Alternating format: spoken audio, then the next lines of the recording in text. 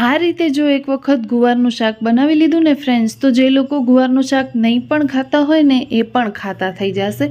તો એકદમ નવી રીતે આજે આપણે બનાવીશું ગુવારના શાકની રેસિપી. તો ફ્રેન્ડ્સ, કેમ છો બધા? તમારું ખૂબ ખૂબ સ્વાગત છે મારા ચેનલ બીનાસ ક્રિએશન ગુજરાતીમાં. હું છું બીના અને આજે હું તમારા સાથે શેર કરવા જઈ રહી છું નવી રીતે ગુવારના શાકની રેસિપી. તો ચાલો ફ્રેન્ડ્સ, બનાવવાનું શરૂ કરીએ. તો અહીં આપણે ગુવારનું શાક બનાવવા માટે સૌ પ્રથમ તો કાચો કૂણો એવો ગુવાર લઈ લેવાનો છે અને તેને આપણે આ રીતની કટિંગ કરી લેવાની છે. તો અહીં ચોપિંગ બોર્ડ લઈ લેવાનું છે. તેના ઉપર આપણે 3 થી 4 ગુવારની જે ફરી હોય તેને આપણે આ રીતના સીધી રોમાં રાખીને ચાકુથી કટ કરી લઈશું. એટલે એક ભેગા 3 થી 4 ગુવાર કટિંગ થઈ જશે. એટલે કટિંગ કરવામાં વાર નહીં લાગે. તો આ રીતે જરૂરથી કરજો.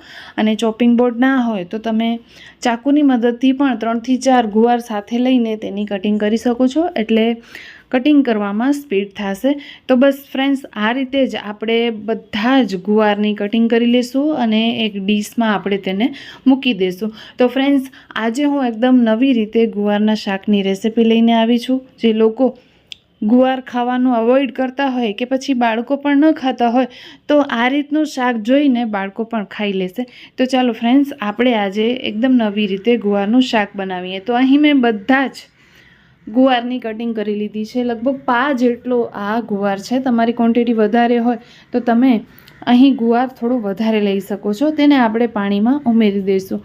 હવે મેં અહીં કડાઈયામાં લઈ લીધું છે તેલ.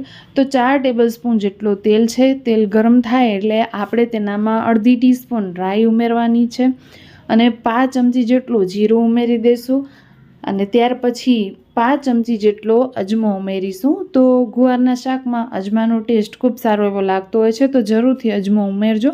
પછી આપણે 1/4 ટીસ્પૂનથી થોડી ઓછી હિંગ ઉમેરી દઈશું અને ત્યાર પછી બધું ચટકી જાય એટલે લીમડાના પાન ઉમેરી દઈશું.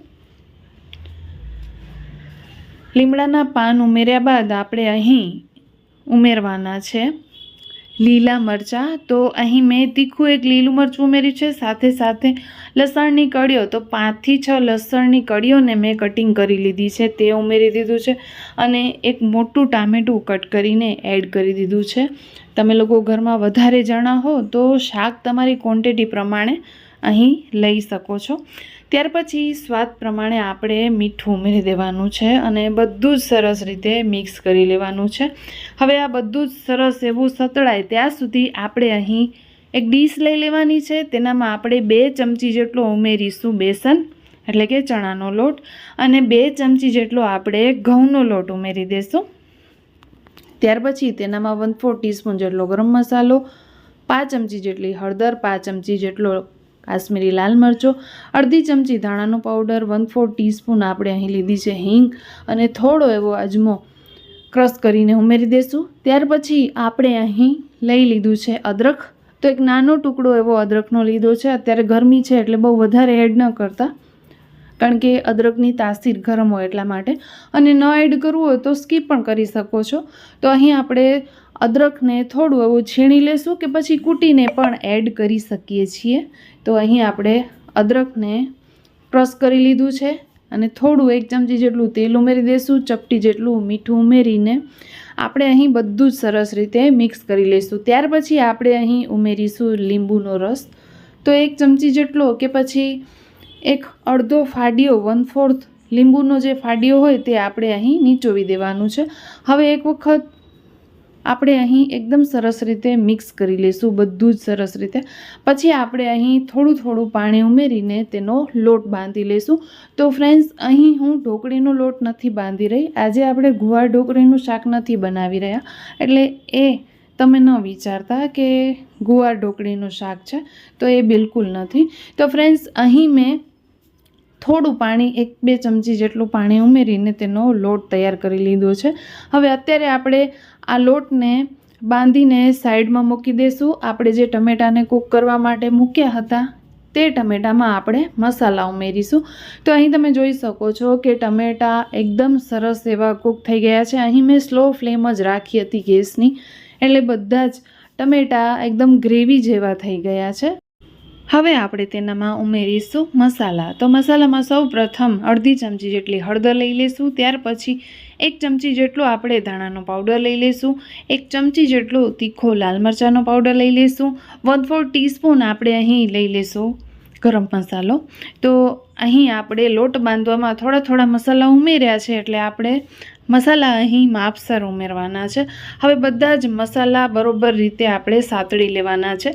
પછી આપણે જે પાણીમાં ગુવારને સમારીને રાખ્યો હતો એ પાણીમાં બરોબર રીતે ગુવારને ધોઈ અને અહીં એડ કરી દેવાનું છે.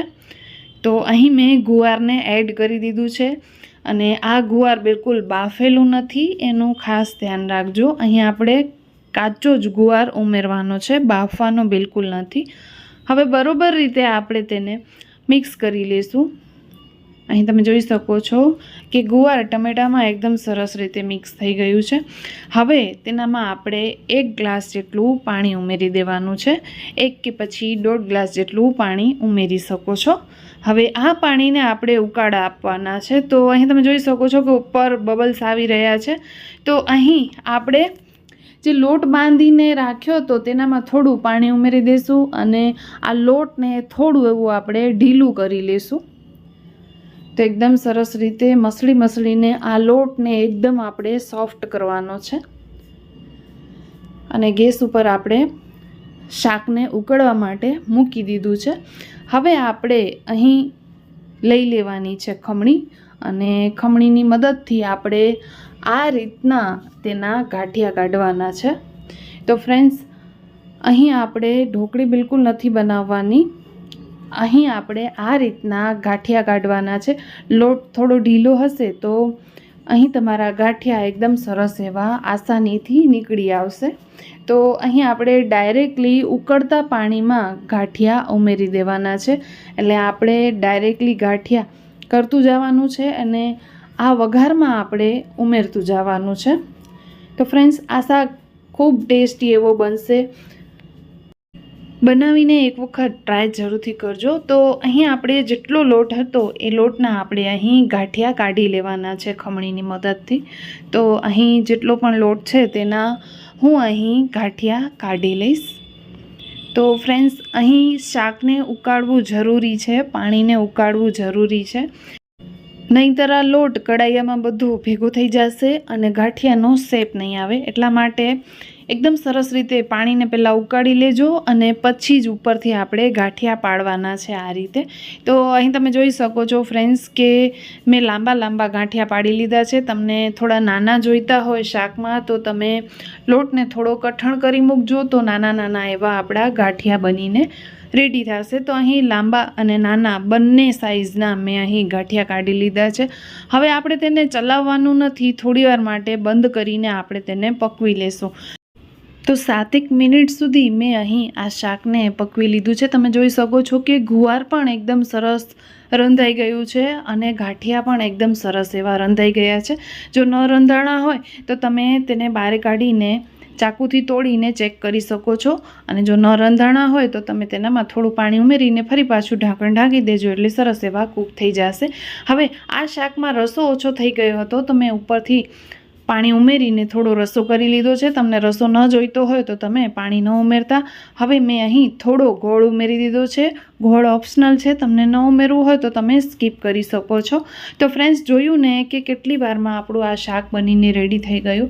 તો જો તમે ગુવાર ઢોકળીનું શાક બનાવતા હો તો એક વખત આ રીતે ગુવાર અને ગાંઠિયાનું શાક બનાવી જોજો. તમે ઢોકળીનું પણ શાક ભૂલી જશો અને ઝટપટ આ શાક બની જશે. અહીં તમને ઢોકળીને બાફવાની પણ કાંઈ ઝંઝટ નહીં, ગુવારને પણ બાફવાની કાંઈ ઝંઝટ નહીં. ઇન્સ્ટન્ટલી તમે આ શાક વઘારી શકો છો. તો ફ્રેન્ડ્સ, રેડી છે આપણું એકદમ ટેસ્ટી એવું ગુવારનું શાક.